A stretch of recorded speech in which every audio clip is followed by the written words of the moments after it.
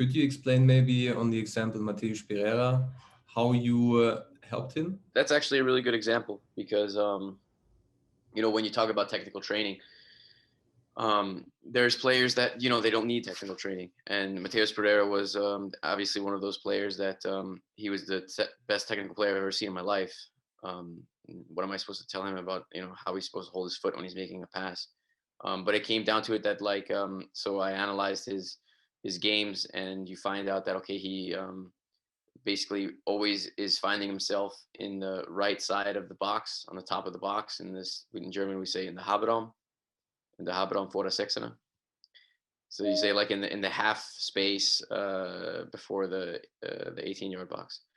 And so we worked on basically just breaking it down to how he would be then breaking out into his space and shooting from his left foot from the right side of the box. And so that's what I'm talking about with positional training, where it's not like I'm not teaching him how to do anything, but I'm giving him the situation where he's in, and giving him the opportunity then to train it. And he became obsessed with it because he realized that he was finding himself in this position all the time. He wanted to do it every single day.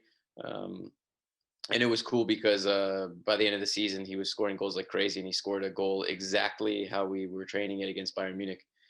And yeah, that was a special experience for me, to be honest, to be on the bench watching my player that I train every single day score a goal against Bayern Munich, and seeing Nico Kovac and Uli Hoeneß freaking out and get really angry because at that moment we were at the bottom of the table, and Bayern Munich needed the points to be champion, and they thought they were going to come over and just roll over us, and we ended up tying 1-1.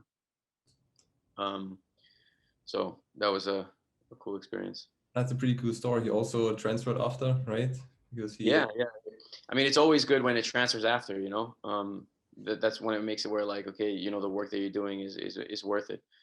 But even if it doesn't transfer directly, it usually transfers eventually. And like a lot of players that I work with on certain technical aspects in regards to their position that they play, even when they leave the club, they'll go to another club, and then the next season they'll score like 2 goals, exactly how we were training. And it's always nice when they write me afterwards with a video saying, hey, thanks for the training, look what I did. So that's also cool.